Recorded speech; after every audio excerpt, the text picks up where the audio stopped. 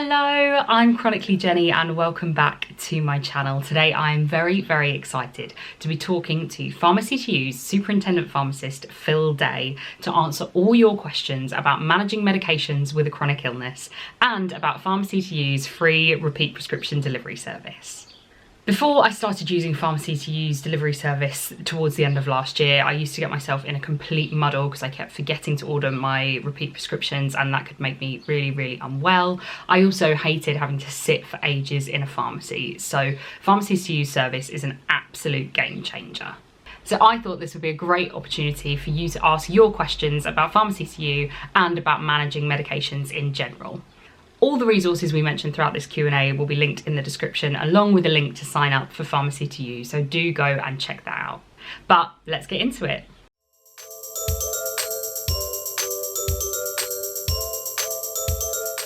Phil, welcome. It's so nice to have you today. Hello, Jenny. Nice to meet you, virtually, of course, but yes. So tell us a little bit about your role as a superintendent pharmacist. What does the job entail? What does that mean? It's a good question. It sounds very grand, doesn't it? Yeah. like something out of a police drama, but it's a role that has responsibility for the safety of our service and adherence to all the rules and regulations that govern pharmacies. So every pharmacy has to have one. It's a bit like the landlord of a pub, I suppose, but just without the alcohol and the crisps. But practical sense, it means that I talk to all our departments about their work to make sure that it's safe and professional. I do work to prevent mistakes from happening and deal with mistakes if they do happen. I talk to people in other companies and organisations to keep us up to date with what's going on, to share and learn from each other and to contribute to the sort of wider NHS and our vision for it. So quite a wide-ranging role. And we have Chemist Direct, of course, as well as the prescription delivery service, so Chemist Direct over-the-counter medicines. We've got an online doctor service, a national vaccination service. So there's quite a lot going on. Well, so that sounds like you have to wear quite a lot of different hats in that role almost. Yes, is there kind of like a typical day for you at work? I don't think there is really. I have to kind of sit at the top of the organisation, so I'm involved and able to intervene in things. So I mean, in an organisation like ours, anything could have an impact on patient safety and rules and regulations. So things like marketing or IT, and there's lots of things that could have an impact on safety. So I've got to be able to kind of see and intervene in anything that might have an impact on safety or rules and regs for that matter. So the days can be very different. I could be talking about IT one day, customer service the next, marketing the next, and heaven forbid clinical things the next day. So it's many and varied. Lots of meetings, and we love meetings. So, yeah, gotta love a good meeting. Can't beat them.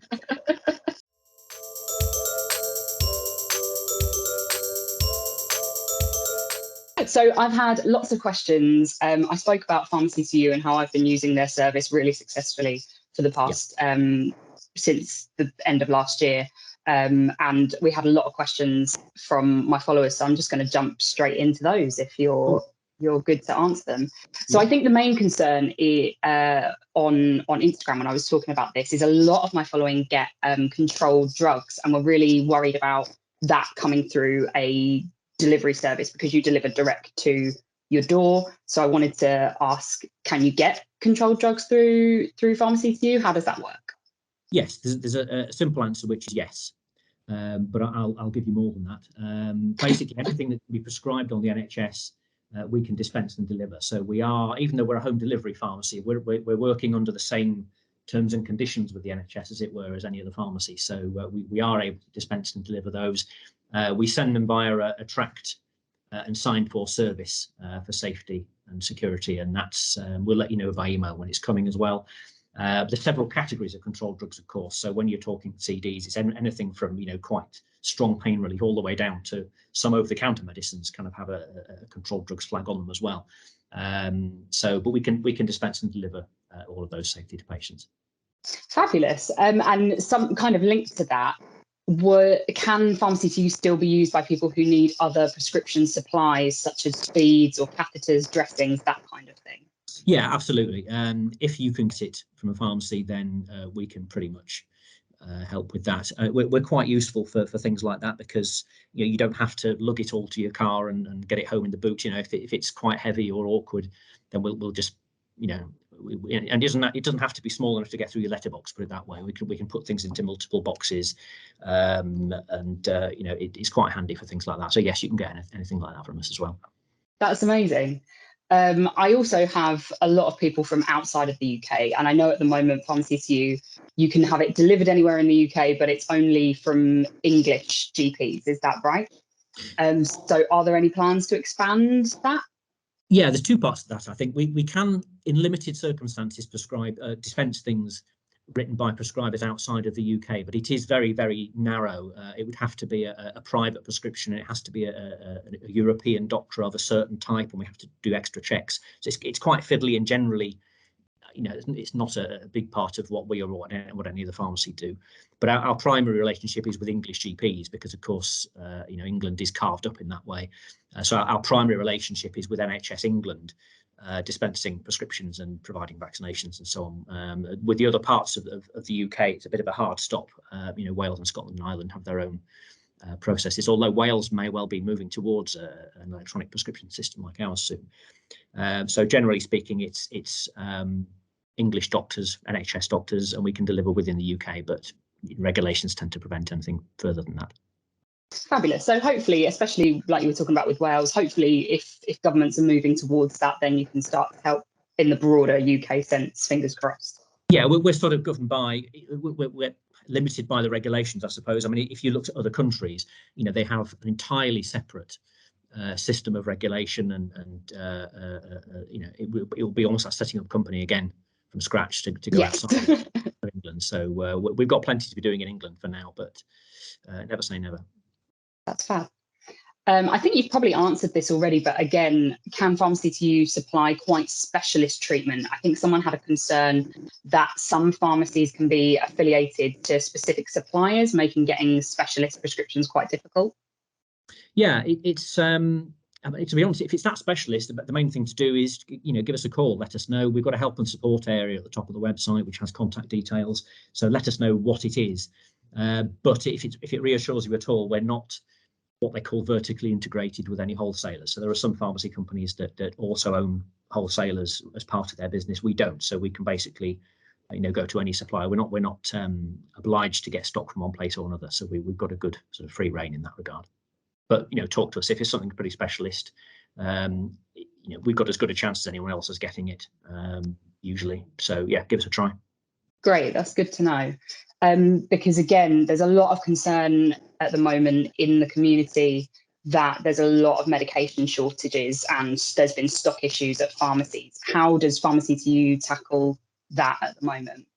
Yeah, that's a real problem. And to be honest, it's across all pharmacies, and it's not just now. It's been a problem forever, really. I mean, we've had cases in the past where you start to see this sort of globalization of medicines, really, because these things aren't, grown in a field down the road. These things are often, made in factories a long, long way away. And sometimes the whole global supply of one medicine is sometimes made in one factory. And we've had cases in the past where there's been a factory in China that's had a problem with its roof, and then the whole global supply of one drug ends. It's thoroughly bizarre sometimes. I think we're a bit more robust these days. But yeah, it is a bit of a problem. The supply chain, I think, in general is pretty robust. I mean, there is some concern at the moment about things like HRT. That's made the news. Manufacturers are doing all they can to meet the demand for those, and production is ramping up with that. But if you do have something that is short and we're having trouble getting hold of, there are a few things we can do. We can keep the prescription until the stock arrives, of course, or we can send the other items on to you first and leave that one to wait. And you can split an order yourself. So we have a dashboard for patients, and they can go online and split an order and have some things now and leave the rest for later. We can return the prescription back to the NHS database, so you can get it somewhere else if a local pharmacy still has some on their shelves. Or, of course, we can talk to your GP and talk to you about what we do. It may be that we ask your GP on your behalf or suggest to you what to talk about in terms of what alternatives there are out there. So there's loads of things that we can do, and we'll keep in touch with you during that process, and you can contact us at any time, of course, to talk through the options. But touch wood, things don't tend to stay out of stock for a very long time, and when they do, there are usually things that we can do to chop and change and optimize and move things around if we need to. But we're here to talk to, and we keep in regular communication as well. But there are options and things to do. Fab. So if someone was having that difficulty in that situation, what's the best way for them to contact you about that and talk further about it? Well, if we don't contact them first, then again, just that help and support area on the website, give us a call, drop us an email. We've got live chat, plenty of ways of getting hold of us. And we've got our customer care team, we've got pharmacists there, so we can talk to you about what to do and if necessary, how to manage that if we just can't get hold of anything. But we can return prescriptions back to other pharmacies if needs be, if they've got some, or we can try and help you out with an alternative, or just we can list our options and talk through them at the time. That's really great. And going on that about talking to you and contacting you, often people go to a pharmacist with a question or a concern about a specific medication or want some advice on how to use it. Can people contact you in the same way? And if so, is it the help and support area again that's best to do that by? Yep, help and support I think is the best thing to do. And again, all of our contact details are on there. But yeah, even though you don't see us and you don't stand in a queue behind people and you can't see us beavering away behind the counter, we do have a large dedicated trained team and they're all there. And if you need to talk to us, we are here. We've got a whole call centre of people here who deal with queries, and that's all they do. And they then triage their way up to the clinical team if necessary. And we've got a full support team here. So if you need us, then we're still here. That's excellent. Avoiding the queues is definitely the number one reason why I signed up to Pharmacy2u, for sure.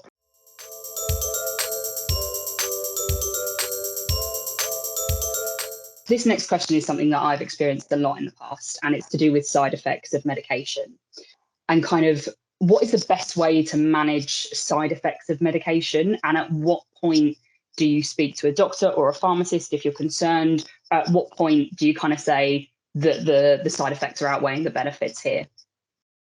Okay, I love this sort of question, and there's a stock phrase, and I'm going to repeat the stock phrase to you, which is all medicines have potential side effects, but not everybody gets them. And you see this bandied around. And I think it's really important because there's an obligation on manufacturers to print in the leaflet a list of all the things that could happen. And of course, it just looks like a roll call of horror. Oh my God. But of course, they're obliged to tell you all that. But the thing I always say is, all medicines have potential side effects, but not everybody gets them. So that's the first thing to say. But I think it's also worth managing expectations for people here, because if it's very important that you check the leaflet before you start taking any medicine, particularly, and they're all written in a very standard format, which is quite helpful. So they've all got a separate section about side effects and also how likely they are. So it might say things like, this is common, this is rare, this is very rare, very, very common. And those are not just off the cuff phrases. There are actually mathematical definitions to those. So if in extensive trials, more than 1 in 10 people have had something as a side effect, that's very common. If it's between 1 in 10 and 1 in 100, that's common. So, these things are very, very standard. So if what one manufacturer called rare is exactly the same as what another company called rare. So that's quite reassuring. So if it's rare, it is rare across the board. You can actually read the leaflets before you even get the medicine, which, if you know that there's a prescription coming, you don't have to wait to receive it before you start reading up on it. So the NHS website at nhs.uk has quite a lot of resources.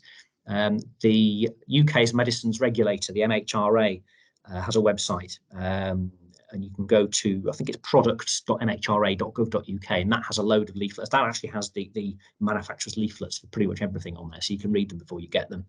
But again, make sure you're looking at UK sources, because the what a medicine is used for may be different in other countries, and there's plenty of good English or UK resources. There's no need to go outside of those, really. A few other bits, really.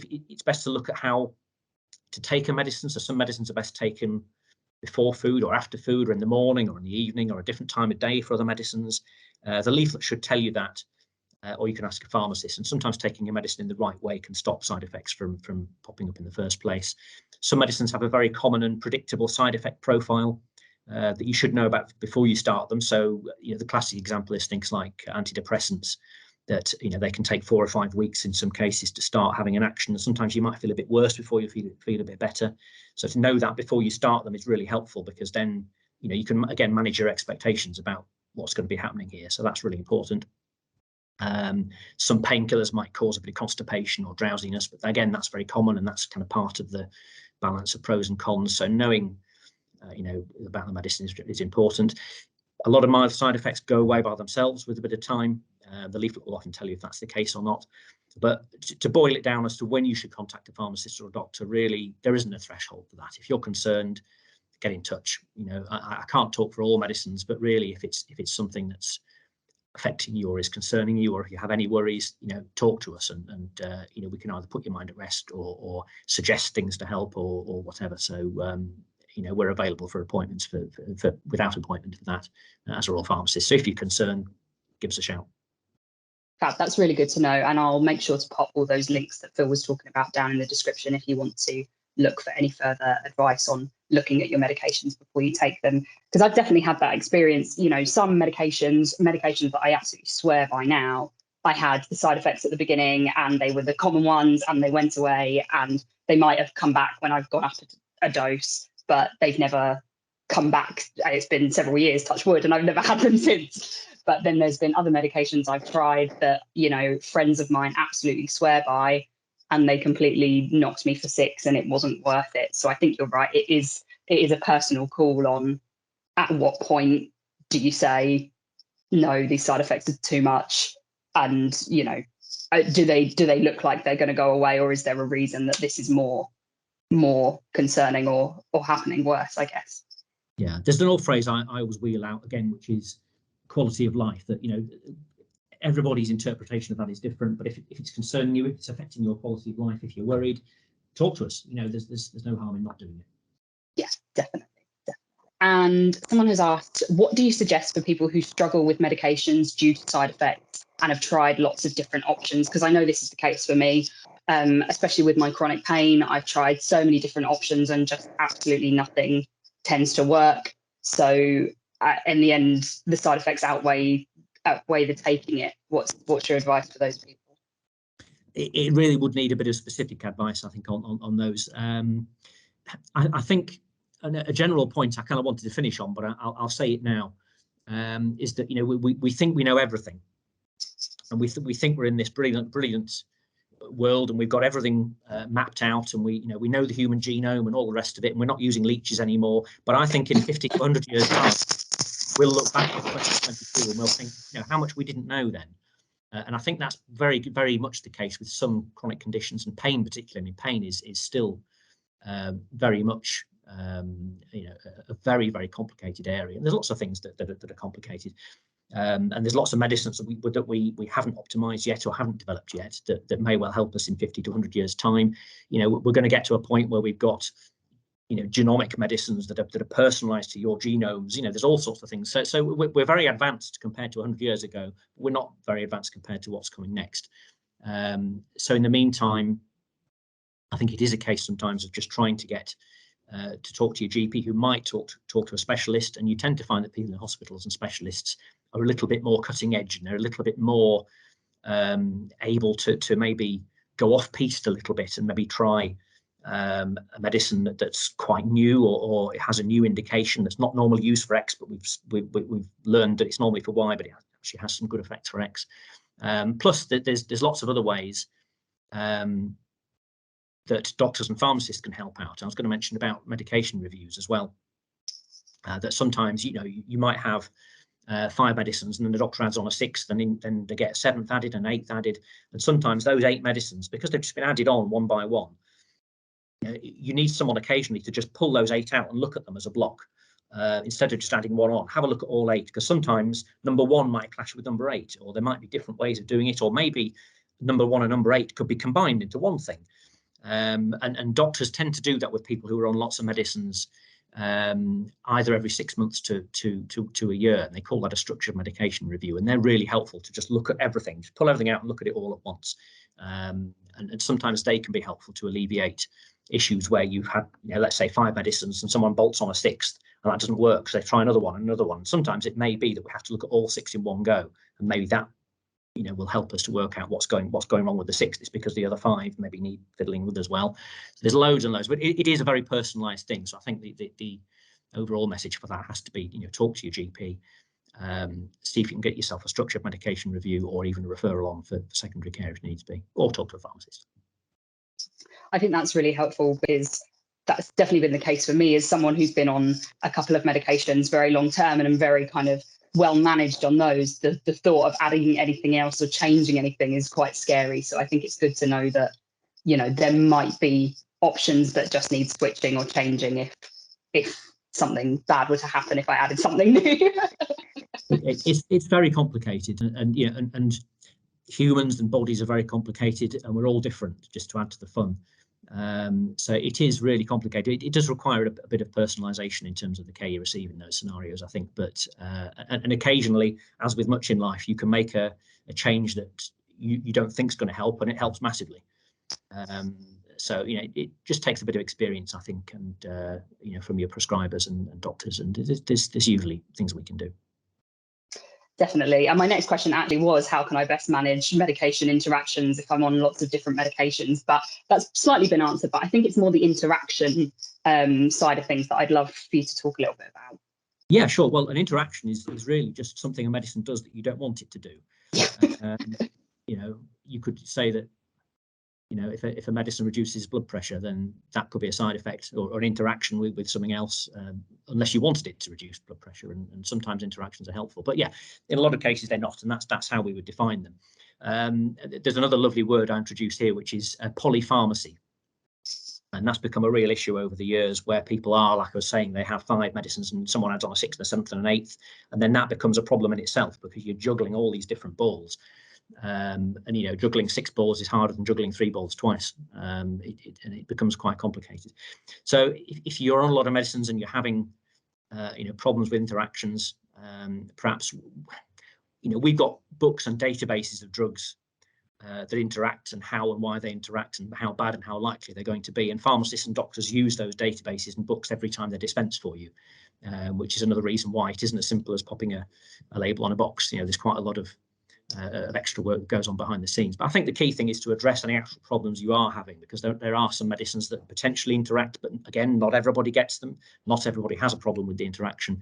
But just look at what the problems are maybe that you're experiencing, and that's how to deal with that. Again, as you said, I probably covered already, is probably best done with a structured medication review with your GP. And again, they are prioritised for people who are on lots of medicines, who are juggling lots of these balls. And occasionally it might just be a look at, you know, if you're taking a medicine that's slow, that's a fast release medicine, it may be a case of changing it for a slow release one. It might be switching from a long acting drug to a short acting, or changing one from the morning to the evening, or looking at the timings to keep things apart. So there's a few strategies, but it tends to be quite personalised. I mean, I've spoken to patients before who've had, let's say, 5 different medicines, and they've taken it upon themselves to have one every hour for 5 hours to try and keep them apart from each other. And that's the other extreme, because quite often that's totally unnecessary. There are lots and lots of drugs that you can take together without any bother at all. But you know, there are just occasionally times when maybe this and that shouldn't be taken at the same time. So you know, it may be that by having that chat with a pharmacist or doctor, you might actually save yourself some hassle by you know, putting things and taking them at the same time where you're currently separating them. But usually it's a good one for a medication review to deal with. Yeah, that's really interesting. I didn't know that something as simple as changing the timing could actually, you know, mean a medicine that was having side effects or messing with you a little bit could completely be different. So that's really, really good to know. Yeah, it can be. And of course, the ultimate would be to take it off your list completely. And again, another lovely word at the moment is deprescribing, which, as the name suggests, means, you know, taking things off. And again, I think over the years, as more medicines have been introduced and the population's got older, people have gone from having 5 to 6 to 7 to 8 medicines. And we're at a stage now, I think, where we're starting to think, well, hang on a minute, you know, can we actually remove any of these? Not just optimize them, but sometimes you can actually take things away. You know, if someone's been on one blood pressure medicine and then someone's added another one and a third one, it may be that we could probably take the older one off without causing any problems at all. So yeah, the deprescribing is another thing that your doctor will talk to you about, and that may solve some of the problems too. Yeah, I think sometimes, especially as soon as you take medications off, like there's an initial like fear in me anyway, because it seems like a threat to someone who is well managed on medication. What would you say to kind of calm that concern, as it were? Well, it would obviously only be done with the doctor's involvement. Yes, of course.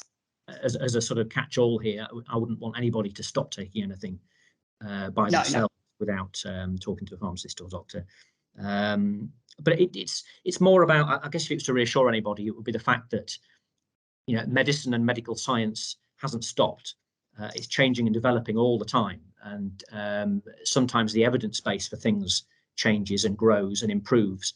And when a medicine is launched, there's often 15 years of research and development in that medicine for the first patients who actually take it on a prescription. But that research doesn't stop. And there are still ongoing trials and side effect reports coming in, and guidance updates. And very often a medicine will have guidance updates, or a therapeutic area might have updates to its guidance 10 or 15 years after a medicine is launched, which better reflect the state of what people actually experience when they take it in real life. So sometimes you may be taking the 5 medicines, and then the guidance changes to say, well, actually, you don't need that one, or whatever it might be. We can change this one to that one, and it will all be driven by evidence. The whole thing is all driven by evidence, but we have to also personalise that to patients because everybody is different.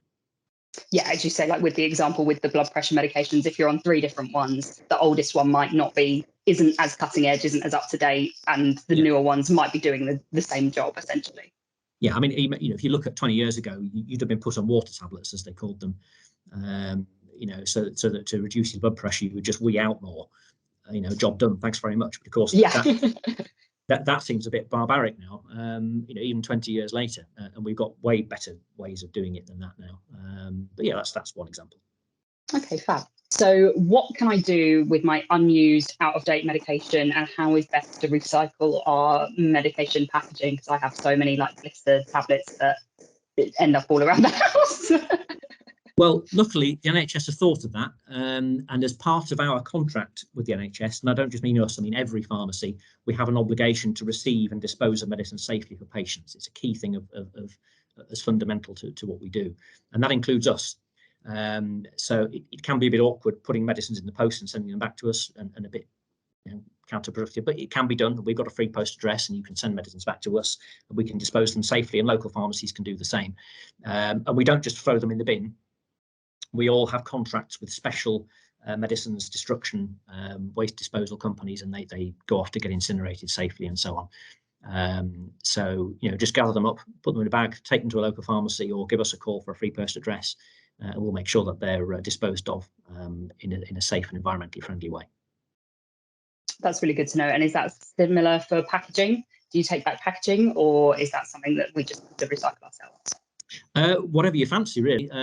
You can certainly put the cardboard bits in your recycle bin if you want. I take your medicines labels off first. You don't want the bin man knowing what you're taking. Nope.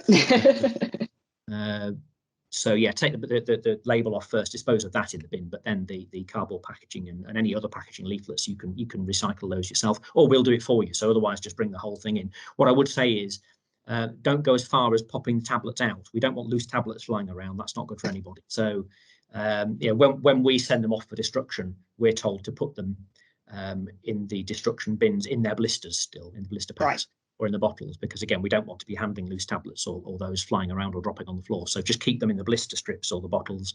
Don't go any further than that, but either you can recycle the packaging or we'll do it for you. Great. Someone has asked, lots of medications I have tried for chronic pain say that they are for depression, but that isn't a condition that I live with. Why is this? Oh, I love this question. Well, that's very interesting. And I mean, for years and years, we've been using medicines for things slightly off the beaten track. And this is an example of that. So the thing that's going on here is that it can be quite confusing, because you've got pain, but you're getting a medicine, it says, for depression. It seems outlandish and very unusual, but actually there's a few groups of medicines that are very effective at doing both of those things. And another one I'll throw in is epilepsy. Quite often you get medicines that say on them for epilepsy and depression, and they're prescribed for pain relief. And of course, these all work by calming down overactive nerve signals. And of course, when you think of it in that reference frame, then pain relief has a bit in common with that in terms of overactive nerve signals. So the pain that tends to be best treated by those is an overactive nerve pain, so chronic nerve pain, neuropathic pain, not so much sporting injuries, they tend not to respond to these things, but certain types of nerve pain do respond well to some of those things. So I think most medicines leaflets these days will probably say on them epilepsy, depression and pain relief, but there are still a few that don't say that. But your GP will know what they're doing, and if you're concerned about anything like that, you can talk to your GP or your pharmacist. But no, there are quite a few antidepressants like amitriptyline and other ones for epilepsy that are actually very good at sort of longer term neuropathic pain. That they wouldn't tend to be thrown at you first. You tend to get those after a couple of iterations of trying other things first. But they're quite commonly prescribed now.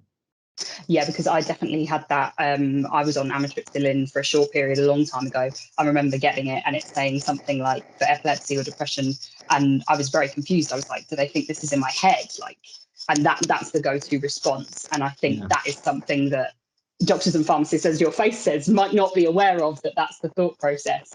So it's good to know that the reasons why these medications might have said for a different condition. And as you say, I think now they may have been updated since 5 years ago when I was first trying them, but sometimes that's still the case. They're getting there, and again, it's all part of, I guess, the increasing advance of evidence and changes to guidance. And I would have said about water tablets for blood pressure 20 years ago, and I think certainly in the last 5 to 10 years, I think we've seen an increase in the number of prescriptions for these epilepsy/depression medicines in terms of chronic pain relief. And I'm sure in 5 to 10 years time, things will have changed again. They tend to have a slightly more satisfactory method of action than a painkiller, because a painkiller is just sweeping under the carpet, really. Yeah. Whereas some of these things tend to tackle the actual nerve overactivity a bit more closer to the root. So they're often quite effective at what they do as well.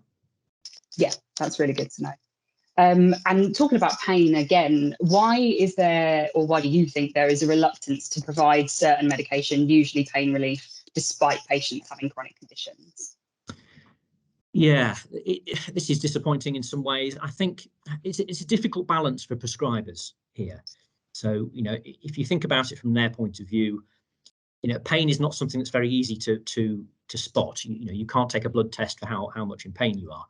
And it's quite subjective. It can't be seen or tested, and a lot of the medicines that are used to treat it have their own problems. Some of them can be addictive or cause tolerance or constipation, as I mentioned earlier. So a lot of guidance for pain relief medicines suggests that we prescribe the lowest strength for the shortest time possible. And of course, there's quite a lot of anxiety to keep to that. So that might be interpreted as a reluctance to prescribe by patients, but the guidance does suggest for a lot of those types of medicines to just try and keep to the lowest strength the shortest time that you can. But of course, there are guidelines for prescribers with these things. So I would like to think there's a fairly consistent approach across the NHS for patients, and doctors can refer patients on to specialists if needed. And the guidelines are always being reviewed and updated. So again, hopefully it should be a fairly consistent approach across the NHS. And again, it dovetails back to what I was saying earlier, that pain is a very, very complicated process in the body, and it does have it's slightly different in its manifestation in different people. It responds to different medications differently in different people, and for something that can't be tested, it's very challenging for doctors as well. So I think that they try and do their best, and there are guidelines for it, but occasionally, if you're struggling, it might be that they'll need to refer you on to someone with more specialist knowledge. But again, the reluctance might be in some cases because these drugs are quite strong and quite problematic in their own sense, and they're just trying to get that balance of pros and cons. Trying to get your pain relief without getting hooked on something or being so constipated that you don't go to the bathroom for a week. So quite challenging. But again, have a chat. Structured medication reviews, again, going back to those, are particularly helpful for people with chronic pain. Because it is quite a complex area, and often there's a bit of trial and error involved. So, if you think you're due a medication review, see if you're in line for one, or see if you're due for one, because they can be really helpful. So how often do you think someone should be going for these kinds of medication reviews? Well, there's two types, really. You've got your standard chronic garden medication review that a GP would do, usually on your birth month. A lot of surgeries have now shifted towards having it once a year in your birthday month, so it's nice and easy to remember. And that tends to be a bit of a checkup, how you're getting on and so on. But this idea of a structured medication review is a formal process the GPs and their staff do, where they really go into a lot of detail, and that can be sort of 20-30 minutes of looking at all your medicines and how they're affecting you and how your quality of life is on them and how they can be tweaked, and taking your views and beliefs into consideration fully as well. And those are usually annually as well, but they can be down to every 6 months if if you have a complex case. And in addition to that, pharmacists can obviously talk to you about your medicines as well. So at any time, a pharmacist can have a chat about your medicines. We have a thing called a new medicine service, where pharmacists can have a chat to you when you're just starting a medicine, to make sure that, again, as I was mentioning earlier, your expectations are right at the start. And we try and address and iron out any problems at the start, because of course, if you're going to be disillusioned with a medicine or think it's not right for you, that might be more likely at the start. So pharmacists do take a bit of care at the beginning, and then in terms of a regular plate spinning sort of medication review, GPs would do those usually 6 months to a year. So if you haven't had one and it's been 12 months, then it's really important. Even if you think you're doing well, occasionally you could be doing even better. So it's important to keep to them. Yeah, that's helpful to know. And I think definitely getting that support when you start something new, or you're worried about something that's relatively new, it's important to know that that kind of support is there from a pharmacy or pharmacy team to be able to access that much more easily than you might be able to access GP services at the moment. Yeah. Sure.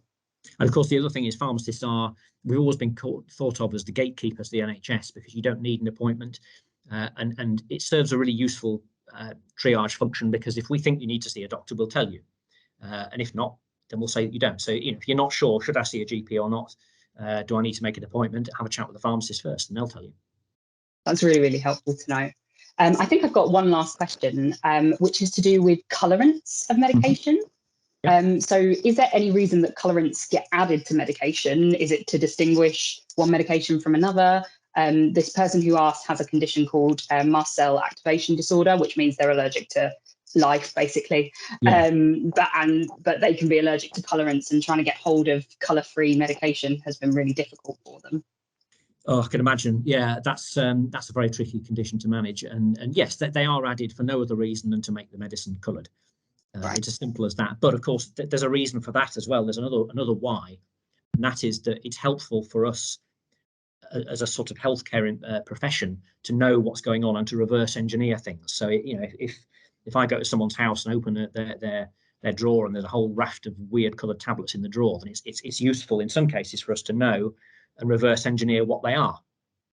And of course, we can do that because there are encyclopedias full of every tablet in the world and capsule and what size it is, what shape it is, what colour it is, what markings it is, whether it's got a score mark in it.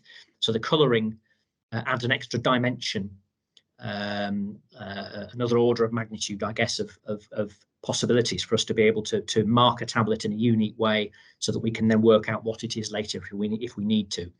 I should point out there are some medicines, not that many, but there are some that have a colouring for safety reasons. So warfarin is the obvious example, that warfarin 1 milligrams are always brown, 3s are always blue, and 5s are always pink, because patients taking warfarin very often have to take 3 milligrams, 4 milligrams, 7 milligrams, 6 milligrams, and of course the colour. You don't want them to get mixed up.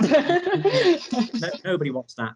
So the colour coding is an extra layer of safety for patients in their homes. For the rest of the medicines, it tends to be just to identify them in case you ever need to work backwards. So in terms of that person's problem, yeah, that can be an issue. But again, because we've got these databases, pharmacists tend not to have the databases on their own shelves, but we've all got access to people we can talk to, and great NHS medicine information departments who've got these databases in their possession, and we can ring up and say, who makes a sertraline 50 milligrams in white with no colorants, and they will look around and they'll call you back half an hour later and say it's XYZ brand, and then we can try and get hold of XYZ brand, and hopefully everybody's happy. So that information is out there, and of course it may get to a point where nobody makes one, in which case we then have to maybe look at, well, what other alternatives do we have in that therapeutic category and so on. But the information is out there, so any pharmacist should be able to help you out with that, and working out what colour-free versions are available. And of course, if there are none, you've also got capsules. So most capsules are very brightly coloured. But in a lot of cases, the inside of the capsule has no colouring in it at all. Because again, I wouldn't recommend anybody starts popping open their capsules, because sometimes there's problems if they dissolve on the tongue rather than down there. So don't go and do that yourself, but you can ask a pharmacist or doctor if that's a possibility. And of course, you've got liquids as well. So sometimes there'll be a liquid preparation available. And sometimes even if there isn't one available, there are companies called specials manufacturers who will make a liquid out of a tablet just for you. So there are sort of ways of personalising it. So there are usually ways and means, but pharmacists can help you out with that. That's really good to know that options are potentially available, and that someone can just get in contact with you and hopefully figure out the best option for them. Yeah. Is there anything else that you want to leave us with?